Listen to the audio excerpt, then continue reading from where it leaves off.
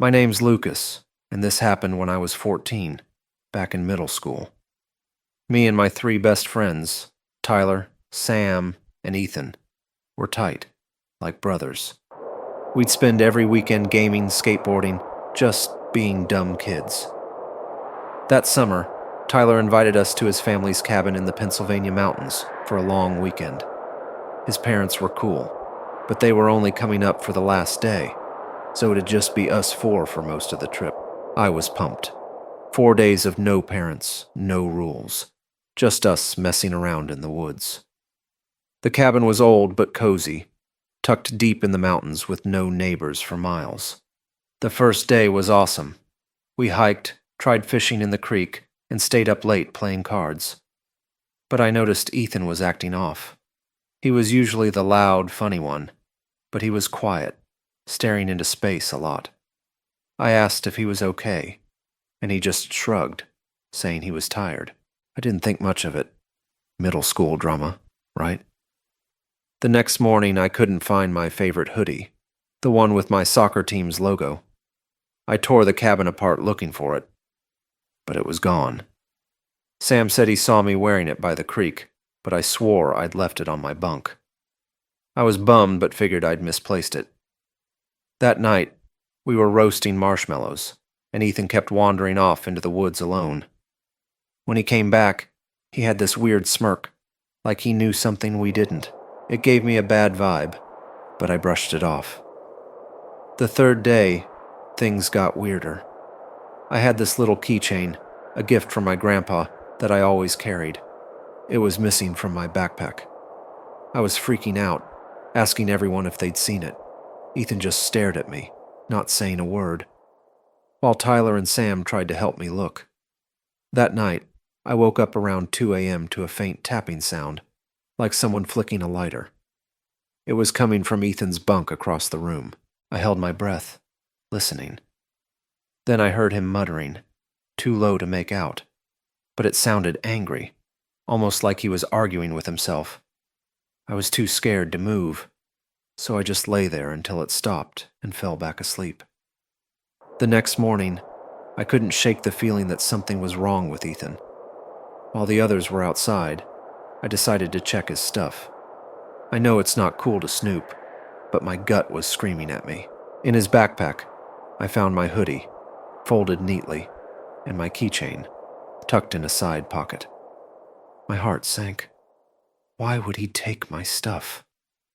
Then I saw it. A small, beat-up journal, half hidden under his clothes. Against my better judgment, I opened it. I wish I hadn't. The pages were filled with frantic scribbled notes and drawings. There were sketches of knives, blood, and creepy figures with hollow eyes.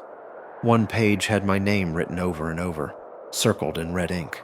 Another had a drawing of me, lying on the ground, with X's over my eyes. The worst was a note in big, jagged letters. He won't know until it's too late. My hands were shaking. This wasn't a prank.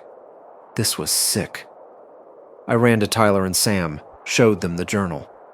They were as freaked out as I was. We confronted Ethan when he came back from the woods. He just laughed, a cold, empty laugh, and said, "You weren't supposed to see that." Tyler called his parents, who drove up that night. We packed up and left, barely speaking.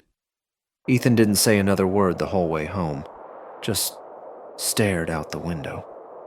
When I got home, I told my parents everything. They called the police, who took the journal as evidence. Ethan's family moved away a few weeks later, and I never saw him again. Tyler and Sam stopped hanging out with me after that. Too much trauma, I guess. I tried to move on, but last month, something shook me to my core. A package arrived at my apartment, no return address. Inside was my grandpa's keychain, the one I thought was gone forever, and a note that just said, "I'm still here." I don't know how Ethan found me, or what he wants. I'm thinking about moving, but part of me is terrified he'll follow. Who was my friend, really? And why is he still out there? I wasn't planning to go up to the lake house alone. My family usually crams into the place for Thanksgiving, but this year was different. My parents were on a cruise, my brother was stuck in LA for work, and everyone else had scattered. We've had that cabin in the family since I was little. It sits at the edge of Mirror Lake, way up in the woods of upstate New York. It's always been our spot. Quiet, peaceful, kind of magical in the fall. So when my thesis deadline came and I realized I hadn't had more than 4 hours of sleep in weeks, I figured, screw it. I'd go up there alone, just me, the trees, and the silence. The drive was long, but familiar. The further north I got, the emptier the roads became. By the time I turned down the dirt path that led to our place, there wasn't another car in sight. The cabin was just as I remembered it, wooden, weathered, sitting right up against the glassy edge of the lake. The wind had kicked up a bunch of red and brown leaves that skittered across the porch as I unlocked the door. Inside, it smelled like cedar and old coffee. I lit the fireplace, dumped my bags by the couch, and powered off my phone. It felt so good to disconnect. I didn't even make dinner that night, just warmed up some soup and sat by the fire with a blanket, watching the flames twist. It was quiet in a way that city people don't really understand. No cars, no sirens, just the wind in the trees and the occasional creak of the cabin settling. Right before bed, I stepped out onto the back deck with a cup of tea. The moon was huge, casting silver light across the lake. The woods across the water were dark and still. I stood there for a while, breathing in the cold air. Just as I turned to go back inside, I heard something. A rustle. Not from the woods, from the side of the house. I froze. I wasn't exactly jumpy, but being alone in the middle of nowhere will turn anyone into a little bit of a scaredy cat. I told myself it was probably just a raccoon or some leaves blowing around. I went back inside, locked the door, and turned on a lamp. Still, I had this weird prickling feeling on the back of my neck. That night, I slept on the couch instead of in the bedroom. I didn't feel like having my back to a window. The next morning, the first thing I noticed was the frost on the ground outside, sparkling under the early sun. I stepped onto the porch, coffee in hand, wrapped in a hoodie and thick socks. And then I saw them. Footprints. Not boot prints like mine. Smaller, narrower, bare feet. They started from the edge of the woods and curved around the side of the cabin. My stomach turned. Who the hell walks around barefoot in November? I followed them slowly, hugging myself as the wind bit through my hoodie. The prints disappeared into the fallen leaves near the shed behind the house. I didn't open it. Instead, I went back inside and locked the door again. Turned on all the lights. I told myself it had to be something explainable. Maybe old prints from before the frost. Maybe I'd imagined the shape. Maybe one of the neighbors came by. Though the nearest one was a half-mile away, and they were in Florida this time of year. Still, I couldn't shake the image of those bare feet. That afternoon, I distracted myself with schoolwork and tried not to stare out the windows. I played music, baked something just to make the house smell normal. But around dusk, something strange happened. The music stopped. My laptop glitched out and shut down. When I went to check the circuit breaker, it was fine. It felt like something had shifted. Like the house wasn't empty anymore. I didn't sleep that night. I lay on the couch, lights on, eyes fixed on the sliding glass door facing the lake. The wind howled like it was trying to get in. I kept glancing at the hallway, half expecting to see someone standing there. At one point, must have been after 2 a.m., I got up to get water. As I passed the front window, I paused. There was something out there. Not something. Someone. A figure, standing perfectly still at the tree line, too far to make out a face. but they were facing the cabin, facing me. I ducked down. My breath caught in my throat. After a few seconds, I peeked up again. Still there, not moving, just watching. I scrambled to lock every door and window.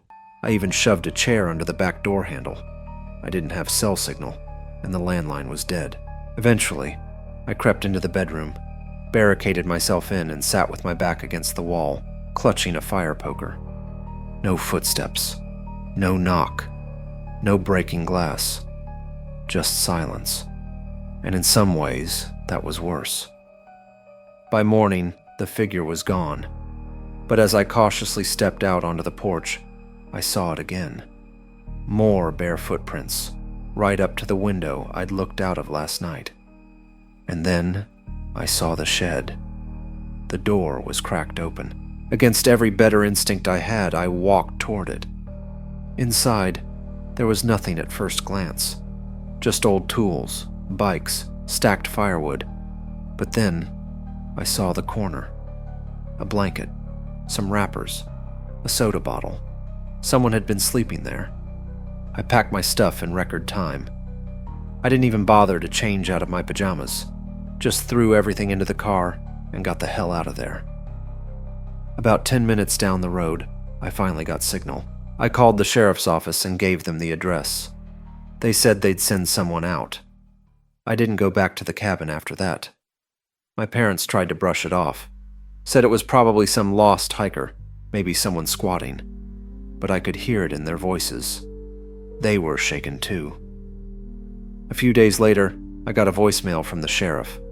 They'd searched the shed, found signs that someone had been living there for at least a week. Blanket, makeshift pillow, a bunch of granola bar wrappers. But here's the thing. They also found a camera. It had dozens of photos of the house taken from the woods, all from different angles, all at night. A few of them were of me, through the windows, curled up on the couch. One showed me brushing my teeth. Another was from just outside the bedroom window.